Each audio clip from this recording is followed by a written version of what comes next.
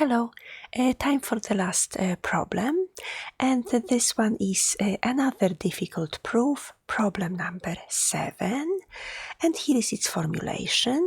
And what I will do, I will just help you get started, and the proof on its own, it's not so difficult, it's just to understand the formula itself. This is the hard part, and here a new symbol, pi symbol. So first, how to understand this left-hand side here, because the right-hand side is just some fractional expression, right? It's not so complicated. But here you see that you always have 1 minus 4 divided by something, and only this something is varying, right? And how is it varying?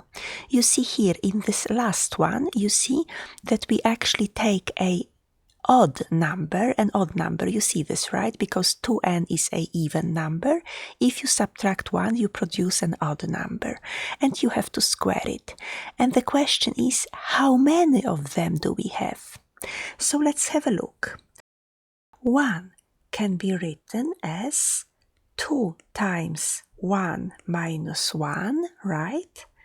And we know that we need squares in our denominators. Now, the next one will be 3 squared, right here. And I write down 3 as 2 times 2 minus 1, and then I have to square it. The next one will be 5 squared, and I can write down 5 as 2 times 3 minus 1, right? Then 7, the next one, 7 is 2 times 4. It is 8 minus 1, right? And so on and so on. So all together, how many factors do we have at the left-hand side? Well, let's count them. Which color can I take? Which color? Maybe this one. I can count them. The first one is 2 times 1 minus 1. Then 2 times 2 minus 1, 2 times 3, 4, and at the end n. So all together we can state that we have n factors at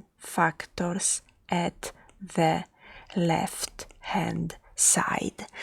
And here you can use this notation, this brief notation for the product. You remember that sigma stands for sum and pi stands for product. So here this left-hand side is product of factors of this shape, or generally here it is general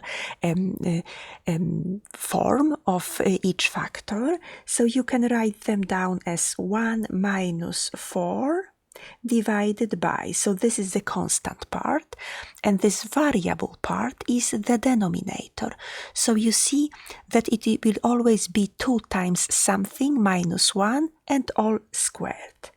But n is just my last index which is used, right? So I have to use some variable, I will call it k, and my k will vary from 1 to n, and I will have my denominators 2k minus 1 all squared. So you see, this is the way we can write this entire left-hand side in a short way, and this way it tells us immediately that we have n factors in our product, because we start with the first factor and we end with the nth factor. And you understand that the expression for n plus 1 will just have one more factor. And I leave you with this, and you will get the entire solution as resources to this video. Thank you for watching. Bye bye.